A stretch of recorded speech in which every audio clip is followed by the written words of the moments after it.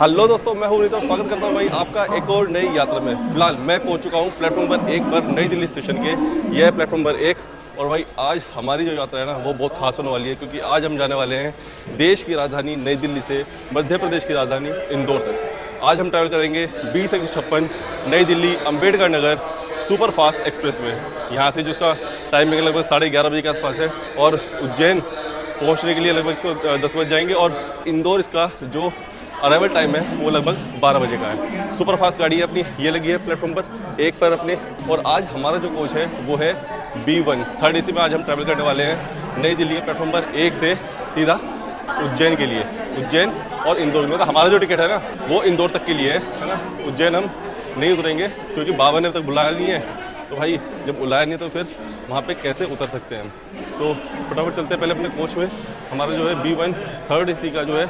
लेकिन आज ना एक दिक्कत ये है कि भाई सीट इतनी बकवास मिली है ना जिसका कोई जवाब नहीं है। भाई मिडिल बर्थ आज मुझे मिली है, देखते हैं कैसे एडजस्ट होता है, कैसे पूरा ब्लॉग कंप्लीट होगा, है ना। क्योंकि मिडिल बर्थ में ना भाई साहब इतनी दिक्कत होती है कि बस बता नहीं सकते। क्योंकि ना उसमें उठने के हैं ना उसमें बैठने के हैं, उसमें कुछ नहीं कर सकते उसमें, है ना। और दिक्कत ये है कि रात की गाड़ी है पूरी। तो हालांकि देखते हैं कैसा रहने वाला है। बाकी अपना जो कोच है वो आगे आ गया है B1। फटाफट चलते हैं अंदर अपने कोच में और फिर दिखाता हूँ अपनी सीट मिडल बर्थ आज कैसे होने वाली है। और ये है अपना B1 कोच 3rd AC का, लिखा है भाई वातानुकूलित 3 tier AC। और अपना जो कोच है ना वो है 24 मिनट का। अंधेरा हो रहा है, दिखाई नहीं दे रहा। चलो फटाफट चलते हैं पहले अंदर। मैं आपको दिखाता हूँ आज B1 में हमारी 45 नंबर सीट है। और इंटीरियर कुछ ऐसा देख लो पहले, है ना। बाकी पूरी डिटेल में बात करेंगे। एक साफ सुथरा मिरर यहाँ पे। बाकी चलते हैं अंदर। अंदर भाई पूरा इस टाइम पे पैक हो रखा है। चलो 45 नंबर अपना दिखते हैं।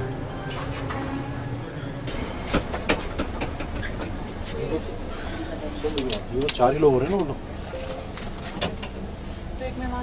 एक बार मैं आपको फटाफट इंटीरियर दिखा देता हूँ यहाँ के, है ना। इंटीरियर्स देखो भाई, इंटीरियर जो है ना बिल्कुल 10 out of 10 है। साफ़ सफाई मेंटेनेंस बिल्कुल ज़बरदस्त है यहाँ पे इस ट्रेन की B1 कोच की। ये है अपना 2 पेयर का कॉम्बिनेशन और इधर 3x3 का कॉम्बिनेशन। ये देखो मतलब भाई ऐसा लग रहा है देखने में जैसे हम 2nd tier में ट्रैवल कर रहे हो। साफ़ सफाई देखो, सीट देखो, है ना। बिल्कुल नीट एंड क्लीन यहाँ पे पूरी सीट्स हैं। और अगर मैं आपको दिखाऊँ तो यहाँ पे आपको मिल जाएगा ये सॉकेट्स, स्विचेस, ये एक साफ सुथरा मिरर, ये आपके बेड रोल यहाँ पे मिल जाएंगे। और ऐसे ही यहाँ पे आपको स्विचेस मिल जाएंगे मिडिल बर्थ के लिए, अपर बर्थ के लिए और लोअर बर्थ के लिए। यहाँ पे कर्टेंस आपको मिल जाएंगे, अपना लगा के अपना प्राइवेसी में बैठ सकते हैं। यहाँ पे यूटिलिटी ट्रे। बाकी सीट देखो क्या बिल्कुल नीट एंड क्लीन है यहाँ पे। मतलब भाई साफ़ सफाई की मैं अगर बात करूँ यहाँ पे 10 out of 10 मैं इस ट्रेन की साफ़ सफाई को, मेंटेनेंस को देना चाहूँगा। हालांकि 2024 का कोच है लेकिन उसके बाद भी ये बहुत ही ज़्यादा मेंटेन है। मतलब इतनी साफ़ सफाई मतलब रेयर ही किसी ट्रेन में देखी है ना। क्योंकि हालांकि साफ़ सफाई बहुत होती है लेकिन इस वाले कोच में, हमारी इस वाली ट्रेन के अंदर सुपर फास्ट ट्रेन जो है नई दिल्ली से अम्बेडकर नगर 20:56, भाई अल्टीमेट यहाँ का इंटीरियर है 3rd AC का। मतलब मुझे नहीं लग रहा था कि मतलब इस तरह का इंटीरियर मुझे आज देखने को मिलेगा। इंटीरियर तो मैंने आपको दिखा दिए, एक बार आपको बाहर का दिखा देता हूँ। भाई अंदर जो है ना अभी क्या साफ़ सफाई है यहाँ भी। वैसे मैं जब अंदर घुसा तो भाई बिल्कुल नीट एंड क्लीन था। ये देखो बिल्कुल साफ़ सफाई जो है बिल्कुल बढ़िया तरीके से मेंटेन है। ये देखो बिल्कुल साफ़ सुथरा मिरर। एक बार टॉयलेट सब देखें, ये देखो यहाँ पे लॉक किया हुआ है क्योंकि इसके इधर जो है ना वो जनरल कोच है। देखो उधर जनरल कोच है और इधर इसको बिल्कुल लॉक कर दिया गया है। और अगर टॉयलेट्स देखें तो भाई अभी इसमें कोई स्मेल नहीं है और नीट एंड क्लीन। फ्लोरिंग बिल्कुल बढ़िया है ना। वॉश बेसिन बिल्कुल बढ़िया है, जैगवार की यहाँ पे लगी हुई है बढ़िया। और सोप भी इसमें अवेलेबल है। ये देखो बढ़िया। एक बार इसमें दूसरे वाले में देख लेते हैं, इंडियन वाले में। ये भी भाई बिल्कुल नीट एंड क्लीन है। फ्लशिंग सिस्टम यहाँ पे काम कर रहा है और पानी भाई इसमें अवेलेबल है, सोप इसमें अवेलेबल है। और ये देखो बिल्कुल साफ़ सुथरा चमचमा रहा है इस टाइम पे। मतलब साफ़ सफाई भाई 10 out of 10, अंदर से लेके बाहर तक हर जगह आपको इसमें 10 out of 10 मिलेगी साफ़ सफाई। बिल्कुल नीट एंड क्लीन है। साफ़ सफाई के मामले में तो आपको 3rd AC में, ये 3rd AC का रिव्यू है ना। 3rd AC में आपको सोचने की ज़रूरत ही नहीं है। तबीयत जो है बिल्कुल भी ठीक नहीं है, हालत बहुत ख़राब हो रखी है, आवाज़ भी बिल्कुल उस टाइम पे बदली हुई है ना। और पता नहीं आज ब्लॉग कैसे कंप्लीट होगा, क्योंकि हालत भाई इस टाइम में बहुत बुरी है। और मुझे जो आज मिडल बर्थ मिली थी, अभी मैं अंदर गया था तो कुछ पैसेंजर्स ने जो सीट है वो चेंज कर ली है, अब मुझे अपर बर्थ मिल गई है ना। तो मतलब मिडल बर्थ से अपर बर्थ जो है वो फिर भी ठीक है, क्योंकि मिडल बर्थ में तो भाई यार मतलब बहुत ही ज़्यादा दिक्कत हो जाती है। मिडल बर्थ में तो कहीं के भी नहीं रहते। तो उन्होंने बोला कि सर अगर आप चेंज कर सको तो आप प्लीज़ कुछ चेंज कर लीजिए और जो हमें मिडल बर्थ दे दीजिए, है ना, और आप अपर बर्थ दे दीजिए। तो भाई मुझे तो इससे और क्या ही चाहिए था। मैं तो चाहता हूँ मैं और नीचे आ जाऊँ, मतलब इसमें या तो लोअर बर्थ पे आ जाऊँ या फिर साइड लोअर पे आ जाऊँ। तो ये मेरी प्रेफरेंसेस रहती है। तो उन्होंने बोला कि सर अपना अपर बर्थ पे आप प्लीज़ एक्सचेंज कर लीजिए। तो मैंने बोला चलो ठीक है यार कर लेते हैं। तो मिडल बर्थ से अपर बर्थ फिर भी लाख गुना अच्छी है। तो आज हम ट्रैवल करेंगे अपनी मिडल बर्थ छोड़कर अपर बर्थ में। बाकी मैंने आपको इंटीरियर दिखाए, भाई इंटीरियर जो है ना मतलब अल्टीमेट है। 10 आउट ऑफ 10 दूंगा मैं इस ट्रेन के अपने कोच के इंटीरियर को, क्योंकि भाई इतनी नीट एंड क्लीन, इतनी साफ़ सफाई जो है ना भाई बहुत रेयर देखने को मिलती है अपने इंडियन रेलवेज़ में। चाहे वो थर्ड इकोनॉमी को हो, है ना, चाहे 3rd ईयर का जो कोच है ना ये हो, तो भाई बहुत ही रेयर ऐसा होता है कि इतनी साफ़ सफाई जो है वो देखने को मिलती है। और हमारा जो कोच है ये 2024 का मेड है, तो उसके बावजूद जो है मतलब हालांकि 2-3 साल हुए हैं, है ना, लेकिन उसके बावजूद जो है साफ़ सफाई भाई बहुत ज़्यादा इंपॉर्टेंट है मतलब ट्रैवलिंग के दौरान। और साफ़ सफाई भाई मैं अपने ट्रेन के इस वाले कोच को 10 आउट ऑफ 10 दूंगा। बिल्कुल नीट एंड क्लीन पड़ी है अपना ये B1 कोच। ये है हमारा B1 कोच और इसके साथ में लगे हैं ये जनरल कोच। आगे 2 जनरल कोच है ना, और उसके आगे हमारा लोको लगा हुआ है। हालांकि वो यहाँ से लोको निकल जाएगा, अभी आ जाएगा टुवर्ड्स इस वाले डायरेक्शन में। और नागदा में जाने के बाद ये यहाँ से फिर रिवर्सल की तरफ चलेगी ट्रेन और दोबारा हमारा जो लोको है वो आ जाएगा उस तरफ। वहाँ से डिटैच कर दिया गया है अपना लोगो। अभी मैंने आपको अपना जो B1 कोच 3rd AC का जो इंटीरियर वो तो मैंने आपको दिखा दिया। ये हमारे पीछे लगे हैं जनरल कोच। एक बार मैं आपको इसका यहाँ पे इंटीरियर दिखा देता हूँ। एक ये वाला जनरल कोच है और एक है ये आगे वाला जनरल कोच। चलो एक बार मैं आपको अंदर से अपना जनरल कोच दिखाता हूँ कि ये जनरल कोच कैसा है। ये देखो भीड़ भाड़ देख लो पर कैसी है।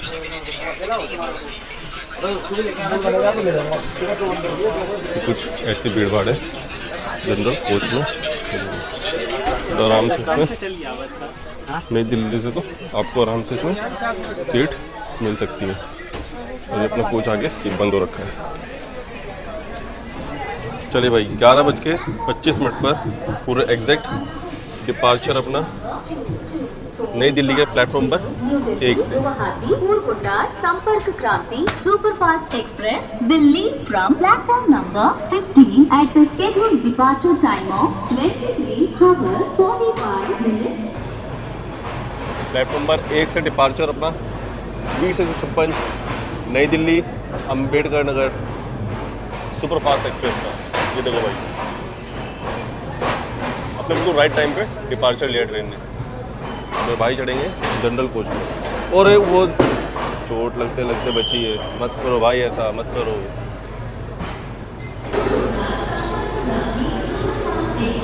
खाने पीने की तो आपको यहाँ पे दिक्कत होने वाली ही नहीं है, क्योंकि भाई नई दिल्ली स्टेशन है, राजधानी है, देश की राजधानी।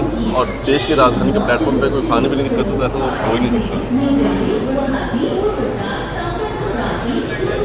यहाँ पे स्लीपर क्लास के लिए वेटिंग हॉल, मतलब सारी सुविधाएं आपको यहाँ पे देखने को मिल जाएंगी।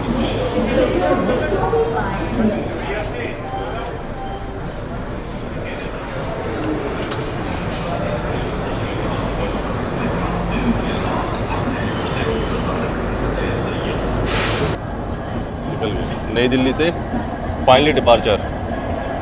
ये सेक्शन कार खड़ी है और ये अपना खड़ा है भाई डीजल लोको चीता। कहीं भी किसी भी ट्रैक पे दौड़ा लो इसे। ये तो इंडियन रेलवेज के चीते हैं भाई, कहीं भी किसी भी ट्रैक पे दौड़ा लो। इनको किसी इलेक्ट्रिफिकेशन की ज़रूरत नहीं है, किसी बिजली की ज़रूरत नहीं है, सिर्फ पटरियाँ होनी चाहिए बस, इनके लिए इतना ही काफ़ी है।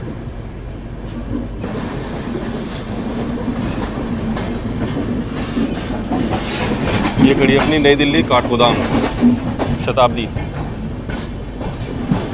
यहाँ पे मेंटेनेंस के लिए खड़ी है और फिर उसके बाद ये सुबह निकल जाएगी यहाँ से काठगोदाम के लिए और रात को इसकी वापसी।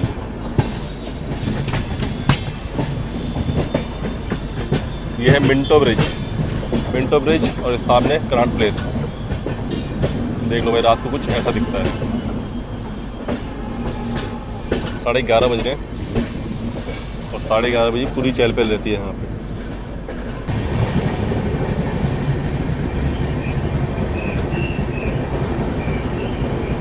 तिलक ब्रिज के बिल्कुल सुनसान पड़ा है। देखो 11:30 बजे, 11:45 बजे कौन ही होगा प्लेटफॉर्म पे। भाई एक आदमी नहीं है, बिल्कुल सुनसान पड़ा है तिलक ब्रिज। और दिन में ना इतनी भीड़ भाड़ रहती है यहाँ पे, हद से ज़्यादा।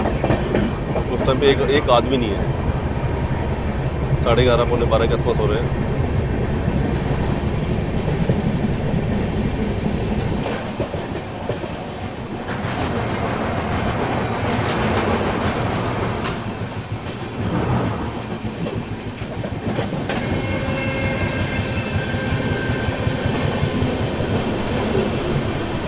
देखो ये खड़ी है वंदे भारत 16 कुछ की, यार्ड में खड़ी हुई है। ये तो पता नहीं कौन सी है। चलिए अपने पहला हॉल्ट स्टेशन हज़रत निज़ामुद्दीन, नई दिल्ली के बाद 7 किलोमीटर की दूरी तय करते हुए पहुंच गए हम हज़रत निज़ामुद्दीन रेलवे स्टेशन पे।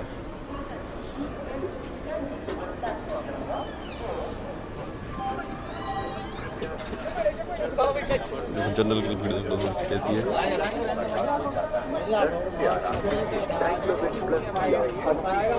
Station code NZM Hazrat Nizamuddin railway station.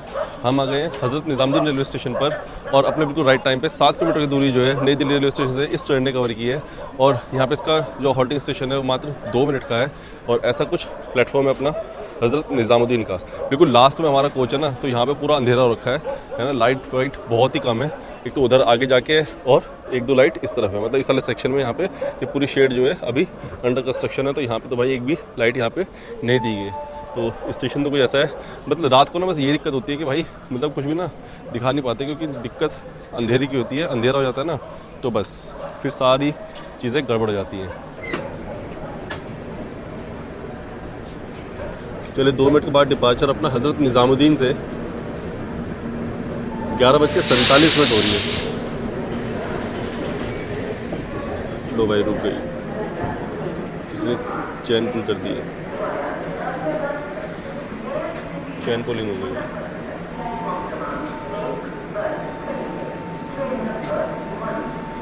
Triple लॉन्किंग और चैन पुलिंग। यार ये बड़ी समस्या होती है ना। मतलब ये देखो कि ट्रेन अभी चली भी नहीं ढंग से, है ना। अपना सिर्फ 7 किलोमीटर का सफर तय किया और चैन पुलिंग यहाँ पे स्टार्ट हो गई। प्लेटफॉर्म नंबर 4 पे भाई अपना अराइवल हुआ था। ये देखो प्लेटफॉर्म नंबर 4 और चैन पुलिंग। आई थिंक पीछे जो जनरल कोच है ना उसमें शायद चैन पुलिंग हुई है। प्रेशर की आवाज़ वहीं से आ रही है। तो देखो पुलिस वाले जो है वो भी, पुलिस वाले और पूरा स्टाफ जो भाई, हाँ जनरल कोच में हुई है। जनरल कोच में अपने चैन पुलिंग हो गई भाई। मतलब भीड़ भी नहीं थी, कुछ भी नहीं था। और 2 मिनट का पूरा प्रॉपर होल्ड लिया, आराम चढ़ भी गए।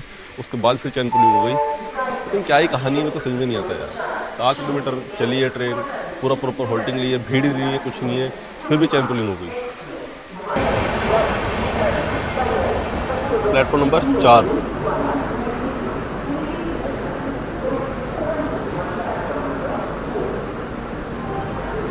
सारे स्टॉल्स आपको यहाँ पे खाने पीने के ऑप्शन जो है वो तो बतेरे मिल जाएंगे यहाँ, आपको कोई दिक्कत नहीं होगी।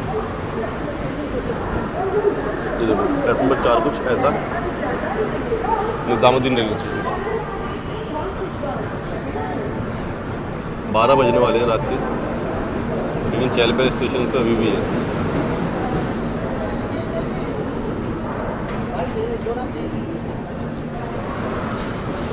ट्रेन खींचने के लिए बोल रहा है।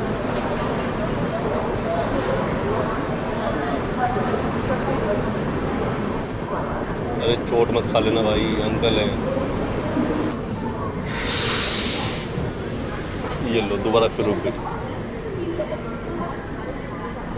निज़ामुद्दीन को भाई 2 बार रुक गई है ट्रेन।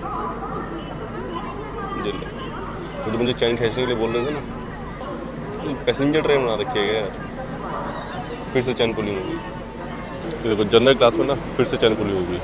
सिर्फ निज़ामुद्दीन स्टेशन पे 2 बार यहाँ पे चैन पुलिंग अपनी हो गई है। एक बार स्टार्टिंग में हो गई थी और एक बार जब स्टेशन क्रॉस होने वाला था, प्लेटफॉर्म क्रॉस होने वाला था, तो तुरंत हो गई। देखो ये जो रेड लाइट है ना, सिर्फ यहीं पे प्लेटफॉर्म खत्म हो जाता है और उससे पहले पहले चैन पुलिंग हो गई।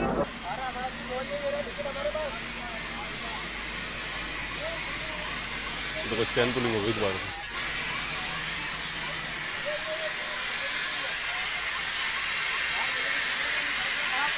दोबारा फिर चैन खींच दी, दोबारा फिर चैन खींच दी।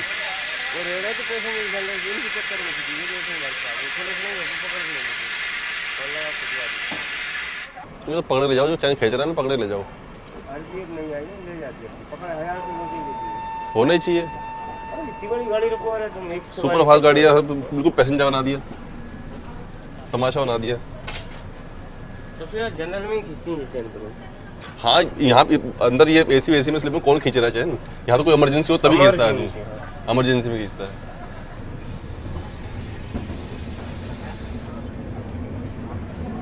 चलो भाई 2 बार चैन पुलिंग के बाद निज़ामुद्दीन से अपनी ट्रेन ने डिपार्चर ले लिया फाइनली। ये जनरल क्लास से ना भाई बार बार जो है चैन पुलिंग हो रही है, पता नहीं क्यों ही कर रहे हैं।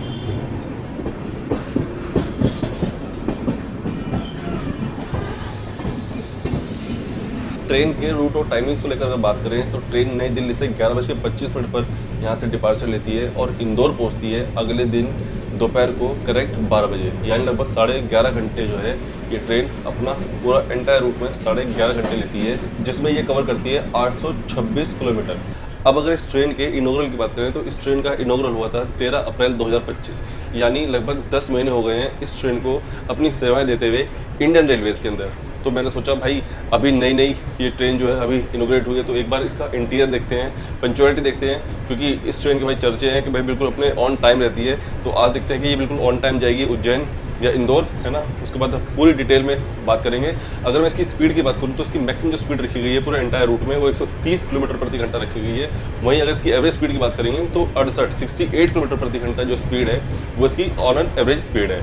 तो भाई स्पीड तो एवरेज स्पीड तो अच्छी है क्योंकि सुपर फास्ट ट्रेन है। बाकी देखते हैं कि ये ट्रेन लेट होने वाली है या बिल्कुल पहुंचेगी अपने राइट टाइम पर उज्जैन और इंदौर जंक्शन पे।